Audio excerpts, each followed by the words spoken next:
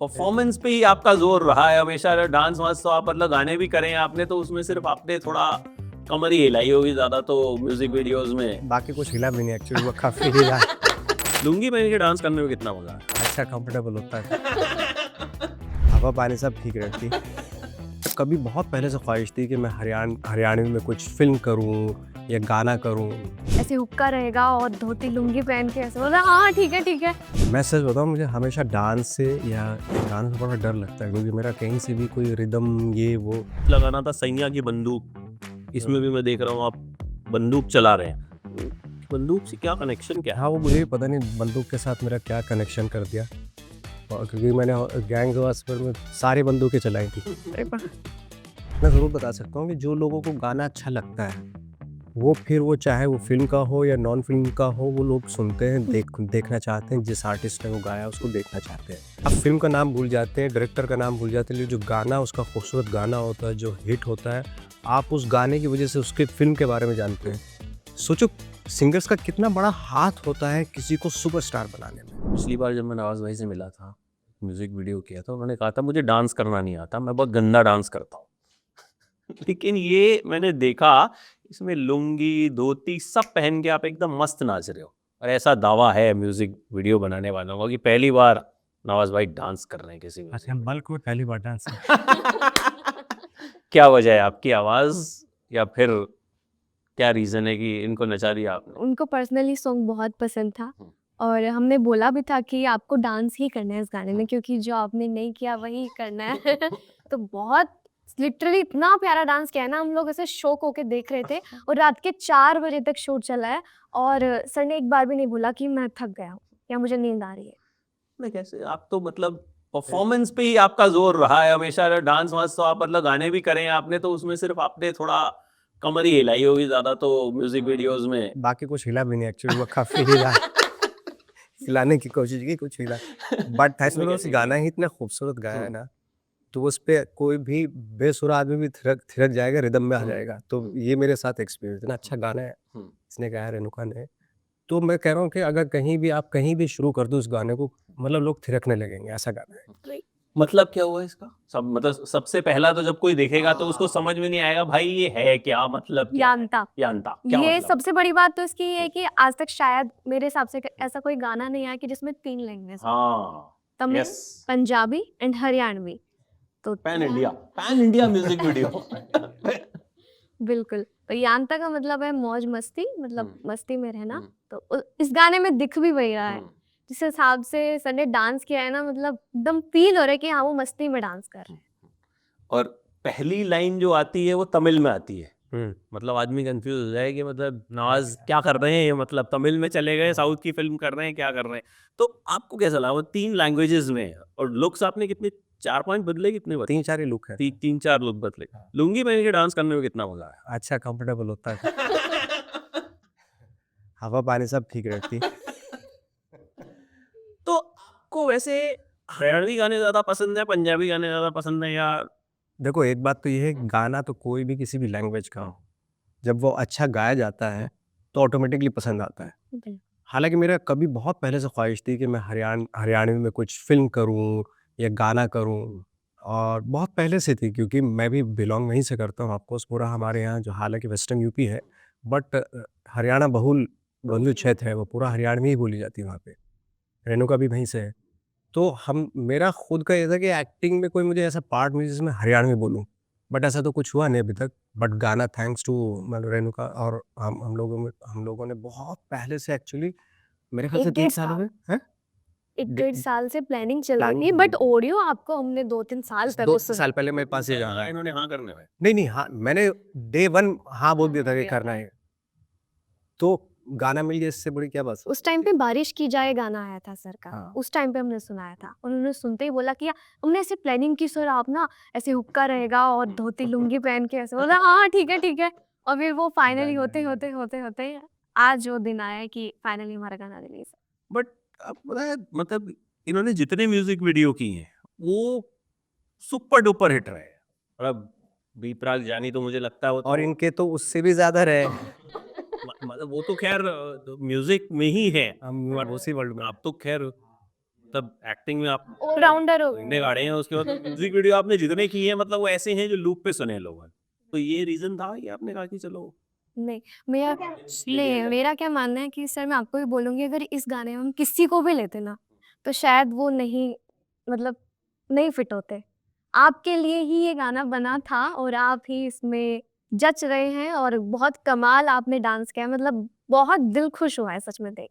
तो उसमें वजह क्या है कि मतलब आप डांस बहुत ज़्यादा करते नहीं हैं, लेकिन तब भी मतलब जब कोई म्यूजिक वीडियो जब भी जो आपने म्यूजिक वीडियोस किए हमने उन लोगों से बात की, उन्होंने कहा इसमें नवाज भाई के अलावा और कोई हो ही नहीं सकता था। वो चले भी खूब, लोगों ने खूब पसंद भी की। तो वजह क्या है कि उस कैटेगरी में आप कैसे फिट हो जाते हैं? मैं सच बताऊँ मुझे हमेशा डांस से या गानों से बड़ा डर लगता है क्योंकि मेरा कहीं से भी कोई रिदम ये वो हाँ, एक्टिंग में मैं कह सकता हूँ कि भई एक्टिंग में मेरी रिदम विदम ज़्यादातर यही पकड़ने की कोशिश करता हूँ, डायलॉग की रिदम क्या हो सकती है, व्हाटएवर जो भी है। बट डांस में और गाने में मुझे बड़ा ऑकवर्ड फ़ील होता है। मेबी शायद क्योंकि बचपन से ऐसा ही था क्योंकि जिस माहौल में हम पैदा तो रहे हैं वहाँ पे इतना ज़्यादा चलन था नहीं। अब तो ख़ैर हर जगह हो गया। हमारे यहाँ पे हर आदमी अब तो इंस्टा पे देखते हैं, हर आदमी डांस कर रहा है। बट उस वक़्त पे नहीं था ऐसा। तो इसलिए कहीं न कहीं ब्लॉकेज रह गए थे मेरे दिमाग में और वो रहे हैं। मतलब लोग शादी में डांस करते हैं, मैं शादियों में भी खड़ा होकर डांसर्स को देखता था, जो डांस करते थे बच्चे उनको देखता था मैं। कभी मेरे दिमाग में यही नहीं था। एक अंदर से काश मैं डांसर होता, काश मैं सिंगर होता, ये रहा हमेशा, तो वो तो हुआ नहीं बट जब गाने आते हैं, तो उसमें ख्वाहिश पूरी हो जाती है बस। मतलब फिल्मों में आपने परफॉर्मेंस इतनी फाड़ू करी कि मतलब उसमें ज़रूरत नहीं पड़ी कि आपका डांस देखा जाए, तो वो वाला जो एक कसर थी, वो आपने कहा कि मैंने अपने म्यूजिक यूज़ करके ही जो ऐसे मैं पूरी कर दूँ। हाँ, और इसमें तो मेरी ख्वाहिश पूरी हो गई। इतना डांस करवाया मेरे से, इतना करा, पूरी-पूरी रात किया। मेरी ख्वाहिश जो है ना पूरी हो गई। तो इसमें 3 लैंग्वेजेस थी, जी। तो आपको दिक्कत नहीं हुई?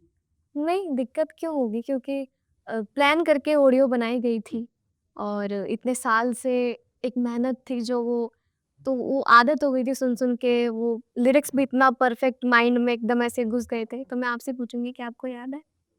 हाँ, थोड़ा-थोड़ा यार। बोल सकते हैं मतलब जैसे मर्ज़ी वो हम ऑटो ट्यून लगा देंगे उसमें नीचे। नहीं, नहीं मैं गा नहीं सकता, वो गाना नहीं बोल सकते हैं, मैंने तो कहा बोल सकते हैं। हाँ, यान्ता है मैं बोलती हूँ आप लिखते हाँ। ಯಾಂತ ಯಾಂತ ಯಮ್ಮಗರಗತ ಸ್ವತನಾಂದ ಯಾಂತ ಯಾಂತ ये हो सकता है कई बार जब भी इन दिनों खास तौर पे जब कोई नया वर्ड आता है, हाँ, बहुत पिक होता है। और एक तो क्यूरियोसिटी लोगों में होती है कि कि ये यार है इसका क्या? मतलब क्या है? मतलब मतलब व्हेन हम से कोलावेरी आया था कोलावेरी आया था, हमें पता ही नहीं था ये क्या है, लेकिन मतलब हर कोई पूरा गाना आया कोलावेरी था मतलब मैं तो बहुत छोटी थी और हम जो भी हमारा ग्रुप था जो भी मेरे फ्रेंड्स थे हम लोग लिख लिख के हमने उस गाने को याद किया है। एक गाना आया था ना वो बनो तेरा स्वैगर, हाँ, तो वो हमको समझ में आता था बनो तेरा स्वेटर। हाँ, ऐसा लगता था। वो बात तक भी मतलब वो लोगों को वो स्वेटर ही लगता रहा था। तो वो जब भी कोई नई चीज़ आती है म्यूज़िक में ख़ास तौर पे म्यूज़िक की एक ख़ासियत ये है कि वो पिक कर जाती है और लोगों को उसका मतलब पता है नहीं पता, लोग गाना जो है वो शुरू कर देते हैं। तो आपको लगता है वो एक वजह भी रहेगी कि इस सॉन्ग 100% वो भी वजह रहेगी। एक्स्ट्रा बूस्ट मिलेगा? एब्सोल्युटली क्योंकि वो पहला जो वर्ड है, पहली लाइन है, वो इतना डिफिकल्ट लाइन है। वो तमिल में है ना? हाँ, तमिल में है। तो लोग पिक करेंगे कि भई वो बोल क्या रहा है ये? वही जैसे आप बोली। कुछ याद हो ना हो माइंड में ये जरूर घूमता रहेगा यान्ता यान्ता टाना टाना यान्ता ऐसा रहेगा। इन दिनों भी वैसे भी पुष्पा उष्पा भी बहुत क्रेज चल रहा है उसका, मतलब साउथ की फिल्मों का कुछ फिलहाल तो खैर चल ही रहा है, तो कहीं ना कहीं वो मुझे लगता है उसमें भी लोग सर्च कर लेंगे कि भाई हेलो। बट इसमें अच्छी बात है कि इसमें हरियाणा का तड़का जो लगा है ना वो कमाल है जैसे आप देख रहे हो खंड का पूरा बांध के तो एकदम दिखाया कि हाँ वो ख्वाहिश भी थी उनकी उन्होंने मुझे सेट पे बोला था कि मतलब मुझे करना था ऐसा खंड का बांध के और पूरा हरियाणवी एकदम ऐसे रोल तो वो भी बंदूक लेके ऐसे बंदूक को भी आपको बंदूक बहुत पकड़ाते हैं, मैंने देखा है कि मतलब फिल्म वाले भी, वेब सीरीज वाले भी और म्यूजिक वीडियो वाले भी। पिछले मतलब पिछला गाना था सैया की बंदूक, इसमें भी मैं देख रहा हूँ आप बंदूक चला रहे हैं। वो बंदूक से क्या कनेक्शन क्या है? हाँ, वो मुझे भी पता नहीं बंदूक के साथ मेरा क्या कनेक्शन कर दिया। क्योंकि मैंने गैंग्स ऑफ वासेपुर में सारी बंदूकें चलाई थी।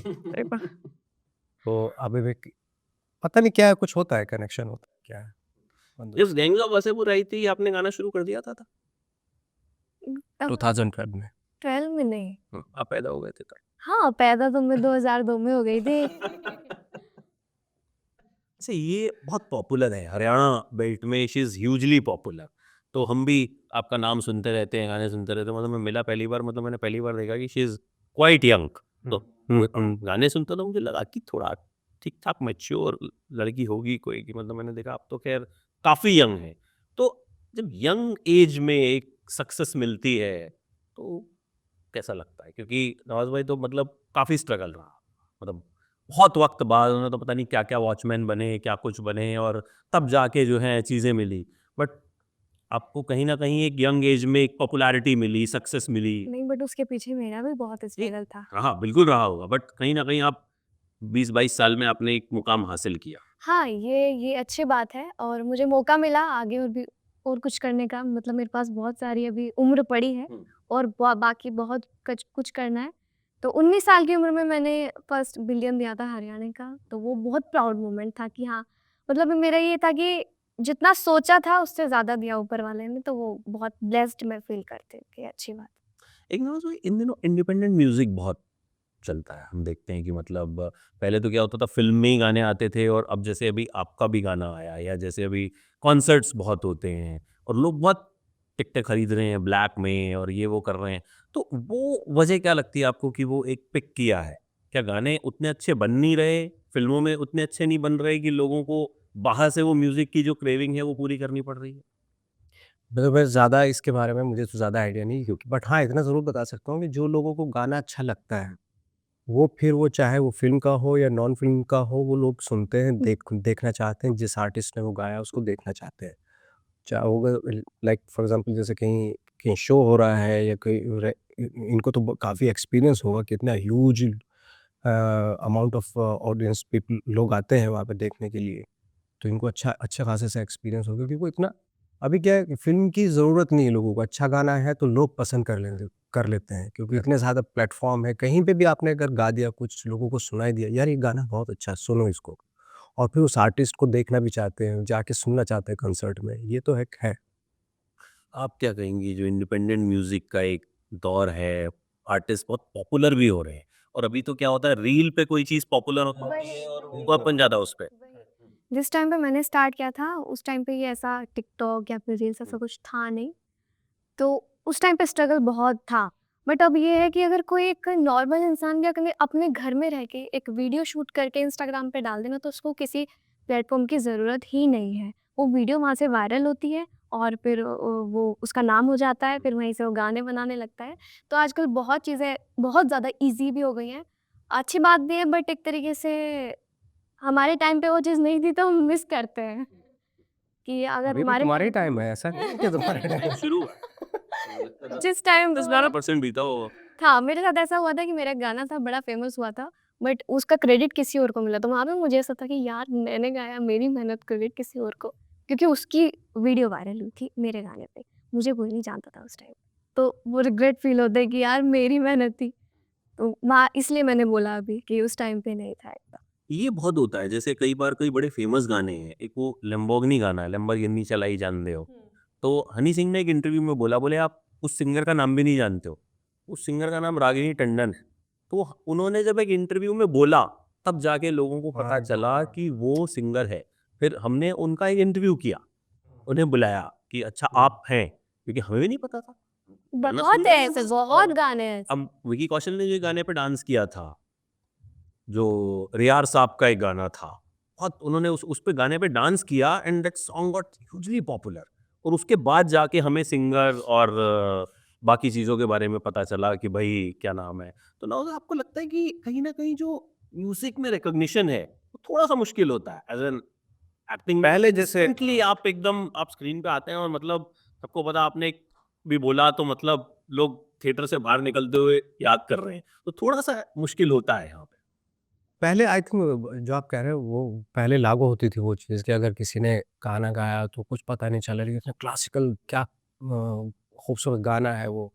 लेकिन आजकल ना लोग ऐसे जैसे कवर में भी जो दबे हुए जो सॉन्ग्स, अगर वो लोगों को अच्छा वहाँ से भी निकाल लेते हैं, ऐसा होता है आज के डेट में।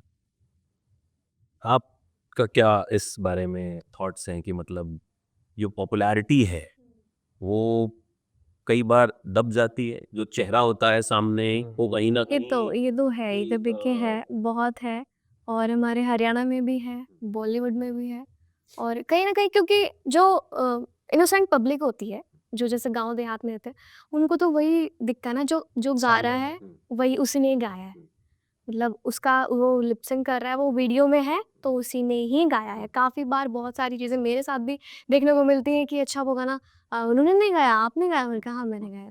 बोलते हैं अच्छा, उसमें वो वीडियो में वो है ना, तो वो कहीं न कहीं ऐसा शायद है। तो एज अ सिंगर दुख होता है।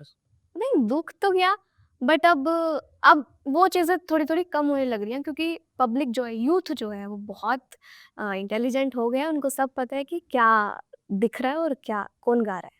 फिर अब दौर भी बदल गया, जैसे अब इस गाने को इन्होंने गाया है तो शी इज फीचरिंग ऑल्सो, तो कहीं ना कहीं लोग कनेक्ट कर जाते हैं। और ये आप सही कह रहे हैं कि जैसे अब मान लो हरियाणा के इंटीरियर्स ही हो गए, तो वहाँ शायद लोगों को उतना पता भी नहीं है कि प्लेबैक कुछ होता है या उस तरह की चीजें कुछ होती हैं। तो अब हम भी पहले जब छोटे थे हम सोचते थे शाहरुख खान ही गा रहा, मैं जब दिखते थे कि अमिताभ बच्चन ही गा रहे कि यार ये डायलॉग बोलते तो आवाज अलग होती है, गाना गाते तो आवाज अलग होती है।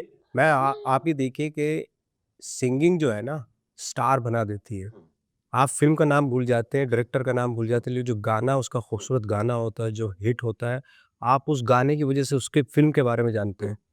अब फॉर एग्ज़ाम्पल जैसे स्टार्स लाइक फॉर एग्ज़ाम्पल जैसे राजेश खन्ना, जैसे राजेश खन्ना का दिमाग में आता है आपके फेस, उनके गाने आते हैं आपके दिमाग में। मेरे सपनों की रानी ऐसे-ऐसे तो सोचो सिंगर्स का कितना बड़ा हाथ होता है किसी को सुपरस्टार बनाने में। काफी ये भी बात है। शाहरुख खान जब हमारे दिमाग में आते हैं, जब वो बाएं फैलाते हैं एग्ज़ैक्टली तो डीडीएलजे ही बचता है, बिल्कुल, बिल्कुल। ऑटोमेटिकली बचता है। ऑटोमेटिकली बज म्यूजिक का इतना इफेक्ट दिमाग हाँ, पे हमारे है। इसकी मेमोरी बहुत बड़ी होती है म्यूज़िक की। और वो कई बार होता है, ये भी कल मैं परसों एक सिंगर का इंटरव्यू कर रहा था, वो 90s के बड़े फेमस सिंगर, तो गाने की वो एक लाइन बोले तो दूसरी मेरे से आप ऑटोमेटिकली बिल्कुल, बिल्कुल। मतलब वो गाना शायद मैंने पता नहीं 10 साल पहले सुना होगा, कब सुना होगा, बट वो हमारे दिमाग में एकदम छपे हुए सके हुए। बिल्कुल। अच्छा, स्टेज शोज करने में कितना मजा आता है? बहुत ज़्यादा, मतलब फ़ोन पे जो आपको प्यार मिलता है, इंस्टाग्राम पे या फिर जो भी होता है, जो सामने से जो लोग प्यार करते हैं ना, और मैंने देखा है काफ़ी बार, जैसे हाँ, हमारा इधर यूपी साइड शो होते हैं, तो एक लड़की मेरा स्केच लेके खड़ी हुई थी और वो रो रही थी। तो वो प्यार देखने के लिए कहाँ आपको ऑनलाइन मिलेगा, वो तो सामने से मिलता है। और लोग ऐसे एकदम रेणुका, रेणुका, वो फ़ील ही अलग होता है, मतलब इतना वन टू वन कनेक्ट होता है ना वो। बहुत सामने से देखते हैं और बड़ा मज़ा आता है। अभी रिसेंटली भी हुआ दिलजीत दोसांझ के कॉन्सर्ट में, एक लड़की रो रही थी, वो इतनी ट्रोल हुई, इतनी ट्रोल हुई, तो दिलजीत ने उसको अपनी गाड़ी दे दी, G wagon. Ultimately G wagon दे दी। एक कमेंट है, अब रोने में भी स्कोप है। वो लोग जो है वो कह रहे हैं कि मैं भी अगली बार जाके करूंगा। इतनी ज्यादा उस पे रील्स बन गई। हुई थी बहुत ज़्यादा।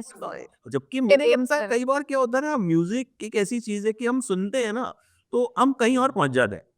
अब मतलब मान लो कोई हार्ट ब्रेक पे कुछ चल रहा है और भाई हमारे ही दिमाग में उस वक्त हम वैसी सिचुएशन में बहुत इजीली हम रो देते हैं, या कई बार किसी पिक्चर के सीन को देख के भी हम रो देते हैं।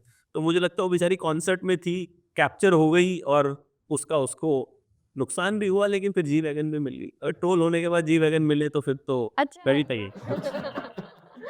सो इट है नवाज भाई, thank you and thanks Renuka, it's a fantastic song. मैंने तो देख लिया, जब तक इंटरव्यू आएगा बाकी लोग भी देख लेंगे। बिल्कुल। एंड लुंगी में एकदम आपने खुला खुला परफॉर्मेंस दी। खुला खेल खेलने की कोशिश की। Thank you so much Renuka, it was lovely meeting you. And Nawaz भाई आपसे तो हर बार मिलके बहुत मजा आता है, and wish you all the best. Thank you so much.